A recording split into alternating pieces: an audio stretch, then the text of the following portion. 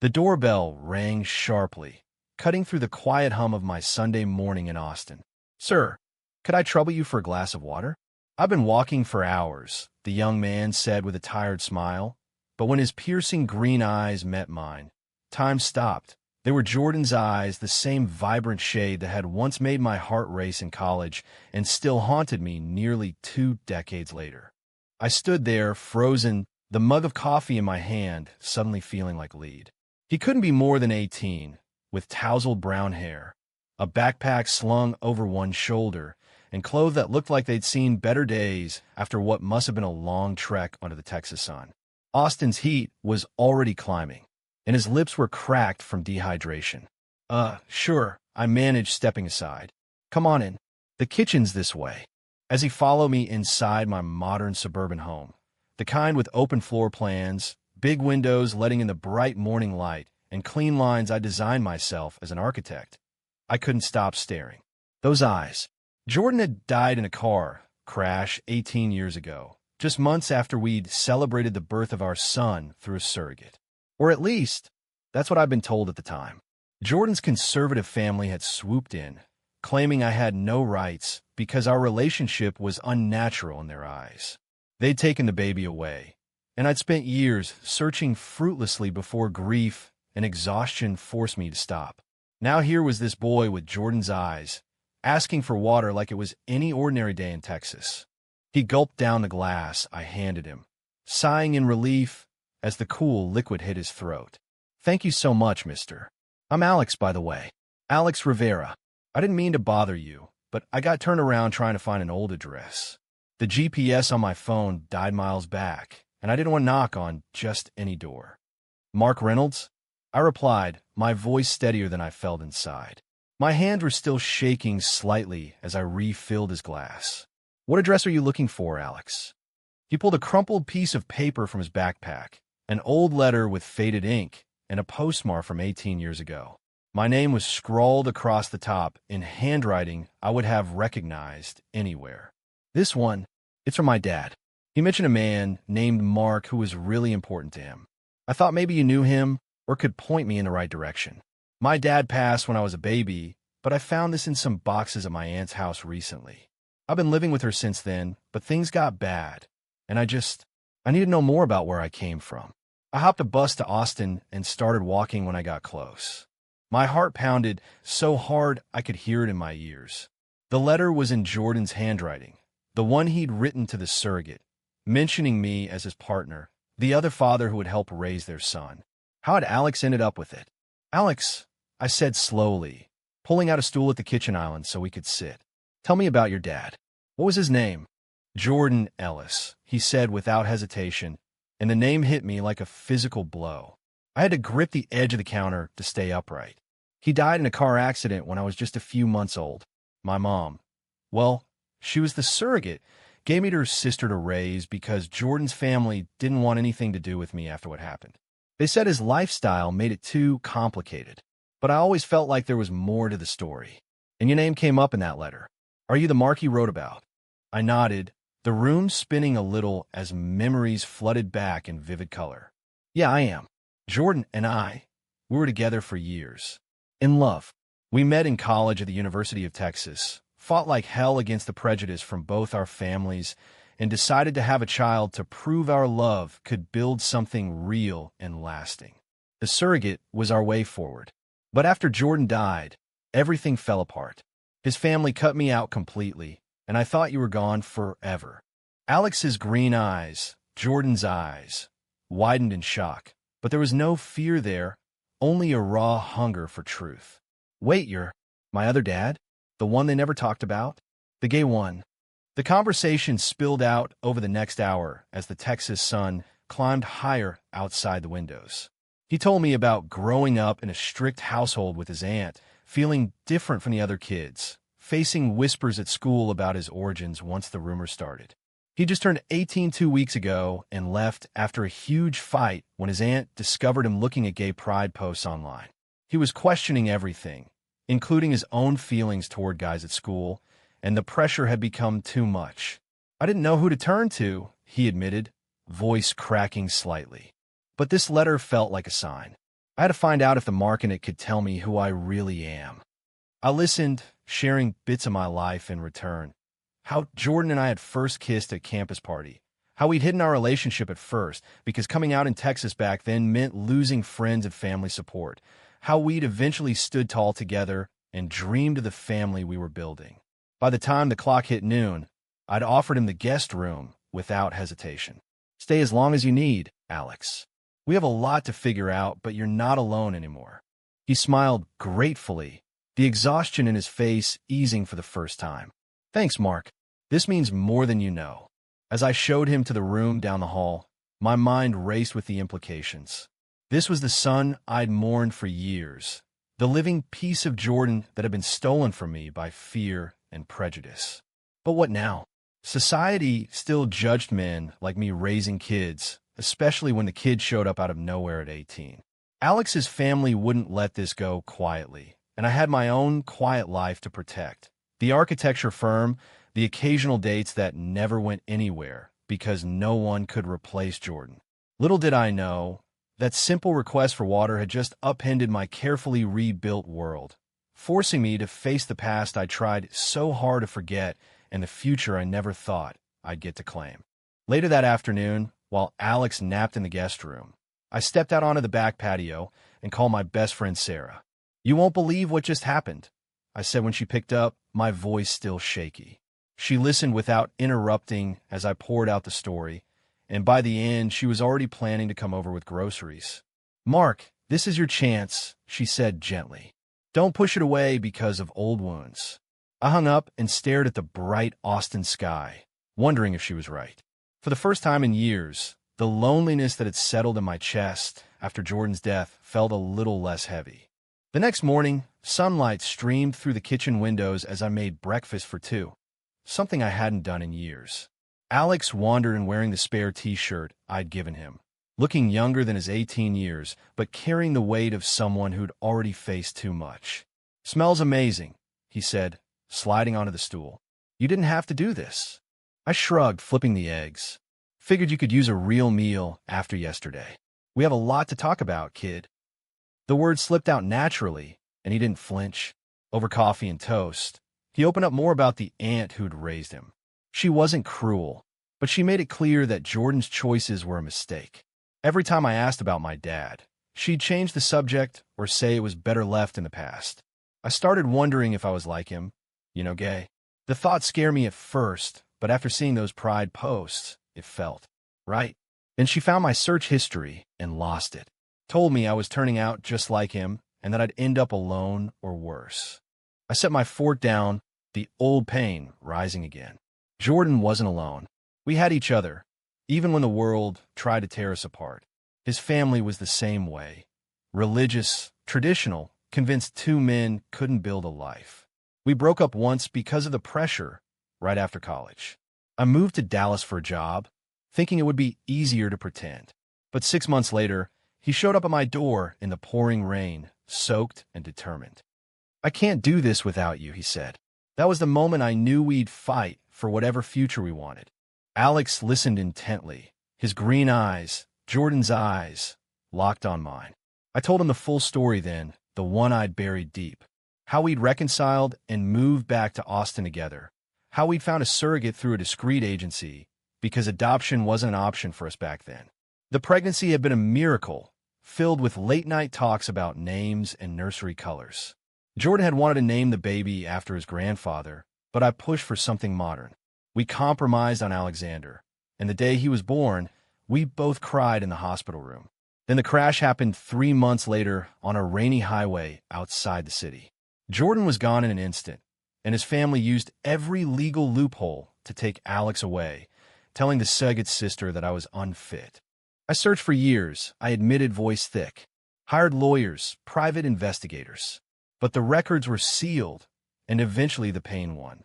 I threw myself into work, designed buildings all over Texas, dated a few guys here and there, but nothing stuck. I told myself I was fine alone. Alex reached across the table and squeezed my hand for the first time. "You're not alone now." The gesture was simple, but it cracked something open inside me. We spent the rest of the day talking about his school struggles, the friends he'd left behind, the confusion he felt about his own identity. He wasn't sure if he was fully gay or just curious, but the fear of becoming like the broken man his aunt described had kept him silent. I shared my own coming-out story, the nights I'd cried after my parents stopped speaking to me, the way Jordan had held me through it all. By evening, Sarah arrived with bags of groceries and her no-nonsense energy. She hugged Alex like she'd known him forever. "Welcome to the family, kid. Mark's been waiting for this longer than he admits." We cooked dinner together, laughter filling the house for the first time in ages. But as we ate, my phone buzzed with a number I didn't recognize. The voice on the other end was cold. "This is Linda Rivera, Alex's aunt. I know he's there. Bring him home tomorrow, or we'll involve the police." I hung up, heart racing. The past wasn't done with us yet. That night, after Alex went to bed, I sat on the patio with a beer and let the memories wash over me again. Jordan laughing in our old apartment, his green eyes sparkling as he talked about fatherhood. The way he kissed me softly after a long day, promising we'd face the world together. I hadn't let myself feel that kind of love since. Now Alex was here, carrying those eyes and that same quiet strength. But bringing him into my life meant reopening every wound, the prejudice, the loss, the fear that society would judge us both. I didn't know if I was ready, but looking at the guest room lights still on, I knew I couldn't turn away. The following days blurred into a rhythm of discovery. I took Alex to my firm, showed him the models of buildings I designed, explained how architecture had saved me when grief threatened to swallow me whole. He asked questions about Jordan's dreams, and I pulled out old photos I'd kept hidden in a drawer, the two of us at pride parades, arms around each other, defiant and young. He was the bravest person I knew, I told him. Alex touched the photo gently, tears in his eyes. I wish I could have met him. In that moment, the bond started forming, fragile but real. Yet the call from Linda hung over us. She texted later that night with threats about custody and how a man like you couldn't raise a boy. I showed Alex the messages, and he shook his head. "I don't want to go back. For the first time, I feel like I belong somewhere." His words hit hard. I realized then that this wasn't just about me facing the past. It was about giving Alex the future Jordan and I had dreamed of. But the road ahead would test every part of me. Weeks passed in a whirlwind of paperwork and quiet conversations. Alex settled into the guest room like he'd always been there, helping with chores and even sketching building ideas on my drafting table after I showed him the basics of architecture. His questions about Jordan never stopped, and each answer I gave pulled me deeper into memories I'd locked away. One evening, as we sat on the back porch watching the Austin sunset paint the sky orange, he asked the question I'd been dreading. "Did you ever think about finding someone else after Dad died?" I swirled the wine in my glass, the bright Texas evening warm around us. I tried. Dated a couple of guys through the years. Nice men, successful, out and proud. But none of them understood the hole Jordan left. It wasn't fair to them. Alex nodded, his green eyes thoughtful. "I get that. I've been scared to even admit I might like guys. At school, the guys who came out got bullied or ignored. My aunt said it was a phase I'd grow out of if I prayed hard enough. That opened the door to deeper talks. I told him about the night Jordan and I first admitted we were in love, the fear and joy mixed together. How we'd faced my parents' rejection and his family's ultimatums, choosing each other anyway. Love between men isn't easy in places like this, I said, but it's worth fighting for. You don't have to figure everything out right now, Alex. Just know you're safe here to explore who you are." He smiled faintly. "Thanks. It feels good to not hide." Our bond grew stronger with every shared story, but the outside world pressed in. Linda's calls became more frequent, and she even showed up at my door one afternoon with a lawyer in tow. "He's my nephew," she snapped, her face tight with disapproval as she glared at me. "You have no claim. Your lifestyle destroyed Jordan, and I won't let you do the same to Alex." Alex stood beside me, voice steady. "I'm 18. I choose to stay." The lawyer muttered about petitions and courts, and they left, but the threat lingered. Around the same time, I ran into Chris at the neighborhood coffee shop. He'd moved in down the street a few months earlier, a graphic designer with kind brown eyes and an easy laugh. We chatted a few times over the fence, nothing serious, but seeing him now felt different. "Heard you have a house guest," he said casually as we waited for our drinks. "Everything okay?" I found myself telling him the whole story over lattes, and to my surprise, he didn't pull away. "That's incredible, Mark. Sounds like fate brought him to your door. If you need someone to talk to, or even help with legal stuff, I'm here." His support felt like a lifeline. Over the next days, Chris started coming by for dinner, and Alex took to him immediately.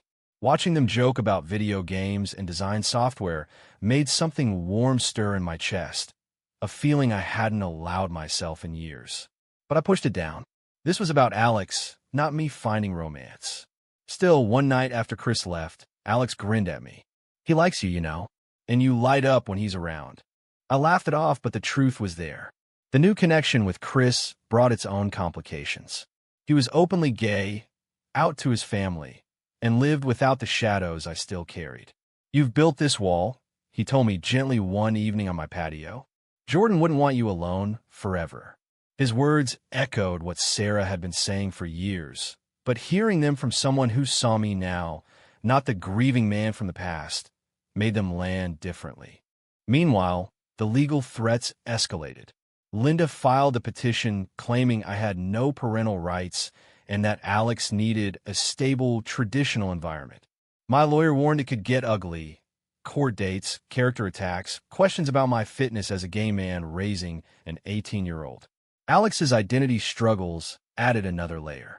He came out to me fully one night after a bad dream, admitting he was gay and terrified of repeating Jordan's mistakes. I held him while he cried, promising we'd face it together. "Your dad and I never regretted loving each other," I whispered. The only mistake was letting fear win. The tension built slowly. Work at the firm suffered as I took time off for meetings, and old friends from my closeted days reached out with mixed advice. Some supportive, others warning me to let Alex go before it ruined my reputation. Through it all, Chris was there, bringing takeout and listening without judgment. Our first real date happened quietly, a walk in Zilker Park under the bright Texas sun. Holding his hand felt like stepping into sunlight after years in shadow. But guilt followed. Was I ready to open my heart while fighting for my son? Alex noticed the change. "You deserve this," he said one morning over breakfast. "Dad would have wanted you happy." His words gave me courage, but the court hearing loomed, and with it the fear that prejudice could steal this second chance just like it had the first. The courtroom in downtown Austin felt too bright, the fluorescent lights harsh against the wood paneling. I sat beside my lawyer, Alex on my other side, his green eyes steady despite the nerves I knew he felt.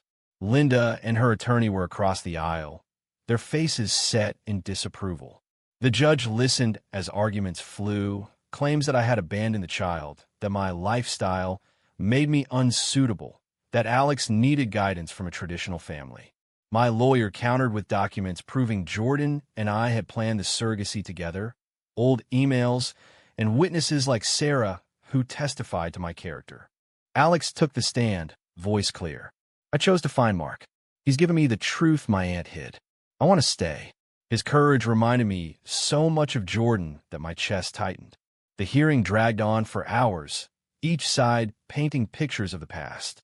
Linda spoke of Jordan's confusion and how I'd led him astray. I fought the urge to stand and defend the love we'd shared, the quiet nights planning our future, the way Jordan had held my hand through every doctor's appointment for the surrogate. Outside in the hallway during a break, Chris waited with coffee. "You're doing this for all of us," he said softly, squeezing my shoulder. The simple touch grounded me. Alex joined us, and for a moment the three of us stood together, a makeshift family against the world. "Whatever happens," Alex said, "I'm not going back." His words strengthened me as we returned for the judge's questions. The ruling came 2 weeks later after more testimonies and character attacks that left me exhausted. The judge granted me temporary guardianship, citing Alex's age and clear wishes, but ordered family counseling and warned of further reviews. Linda stormed out, but the victory felt hollow, knowing the battle wasn't over. Prejudice had shown its face again, whispers in the courthouse, sidelong glances at my firm when word spread. Back home, the relief mixed with new challenges.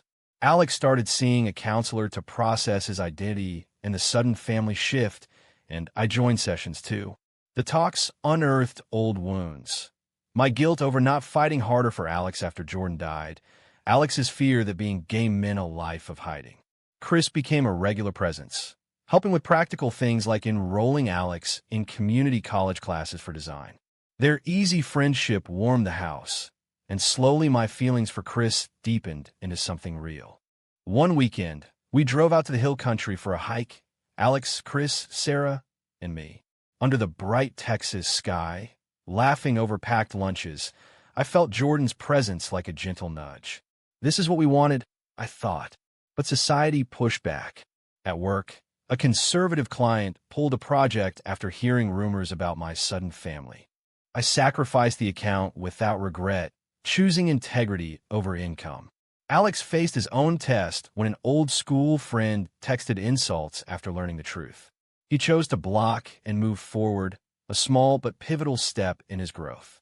The confrontation with Linda reached its peak when she showed up unannounced one evening. "You're turning him into what destroyed my brother," she accused. Eyes on me. Alex stepped forward. "Dad wasn't destroyed. He was loved, and Mark is giving me that same chance." She left in tears, but the exchange left us all drained. That night, Chris stayed late, and for the first time we kissed on the porch under the stars, a quiet, tender moment that felt like coming home. "I'm in this with you," he whispered. "All of it." The emotional weight lifted gradually. Alex started calling me Dad in private, the word healing something deep inside both of us. We visited Jordan's grave together, laying flowers and talking openly about the man we'd both lost. The experience brought closure and strengthened our bond. Yet the legal fight continued in the background, requiring more sacrifices, time, energy, even some friendships that couldn't handle the truth. Through it all, the three of us, me, Alex, and Chris, built something stronger than the prejudice trying to tear it down. Summer heat blanketed Austin as the final court date approached. I'd sacrificed the promotion at work to focus on the case, pouring everything into proving I could provide stability. Chris supported me through late nights reviewing documents, his presence a steady anchor. "You've already won the important part," he reminded me one evening as we sat on the couch with Alex watching a movie. "He's here. He's choosing you." Alex had grown so much in a month since that first knock at the door. His identity struggles eased as he joined a local LGBTQ youth group, making friends who understood. He even started dating a guy from college. Nothing serious yet, but the openness brought him peace. "I don't have to hide anymore," he told me after his first group meeting. The pride in his voice echoed the courage Jordan and I had fought for years ago. The turning point came during the last hearing. My lawyer presented new evidence. Emails from Jordan's family admitting they'd hidden Alex to avoid scandal. The judge's face softened as Alex spoke again, this time about the family we'd built. "Mark didn't just give me a home. He gave me back my history and showed me it's okay to love who I love." Linda's lawyer had no rebuttal strong enough. The ruling came swiftly. Full guardianship granted, with visitation rights for Linda if she chose reconciliation. Celebration followed at home with Sarah, Chris, and a few close friends. Laughter filled the house, but I pulled Chris aside later. "I couldn't have done this without you." He smiled, eyes warm. We did it together. That night, as Alex slept soundly down the hall, Chris and I talked about the future. Moving in together slowly, supporting Alex through college, building the life Jordan had dreamed of. The sacrifice had been worth every moment of doubt. Yet growth demanded more. I confronted my own lingering fears in counseling, admitting how prejudice had made me hide parts of myself even after coming out. Alex faced his too, choosing to speak at a school event about growing up with hidden family truths. His bravery inspired me to take on a pro bono project designing a community center for LGBTQ youth, a way to turn pain into purpose. Chris joined the planning, our partnership deepening into something solid and real. The climax of our journey hit when Linda reached out unexpectedly. "I was wrong," she admitted over coffee one afternoon, voice breaking. "Seeing Alex happy, it changes things." The reconciliation was tentative, filled with awkward talks and old hurts, but it marked another step forward. Alex chose forgiveness on his own terms, deciding some bridges could be rebuilt without erasing the past. Through every decision, the legal battles, the emotional talks, the new relationship with Chris, the consequences shaped us. I learned that love between men wasn't just survival, it was creation. Alex discovered his identity didn't have to be a secret. Chris found a family he never expected. The path had been painful, but the awakening was profound. Fall arrived in Austin with cooler evenings and the start of Alex's first semester at community college. The house felt alive in ways it never had. Sketches on the table, laughter in the kitchen, Chris's things slowly finding permanent spots on the shelves. I'd sacrificed the old solitude for this chaotic, beautiful reality, and I wouldn't trade it. One Saturday morning, Alex bounded downstairs with a grin. "Dad, Chris wants to take us to the lake for the day.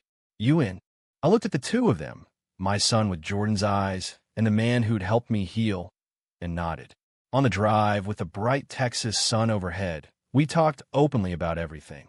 Alex shared his plans to study design like me. Chris joked about learning to cook better, and I finally voiced the last piece of guilt I'd carried. I wish Jordan could see this. Alex squeezed my shoulder from the back seat. He does. Through us. The day at the lake was perfect. Swimming, stories, the kind of family moments we'd all fought for. Chris pulled me aside as the sun set, the water sparkling. "I love you, Mark. All of this." The words unlocked the final door in my heart. I kissed him there on the shore, the romantic moment feeling like the start of forever. Back home that evening, Alex hugged me tight. "Thanks for opening the door that day." We sat together on the porch, the three of us, watching the stars come out. The journey had taken us through internal storms, family betrayals, societal judgment, and pivotal choices that tested every bond. But we'd emerged stronger, a chosen family proving love between men could create something lasting. The sacrifices, career risks, emotional vulnerability, confronting prejudice head-on, had led to awakening. I no longer hid. Alex embraced who he was. Chris became my partner in every sense. The boy who'd asked for water had brought healing none of us expected. True or false? A single moment of recognition at the door can truly heal a lifetime of hidden truths and prejudice.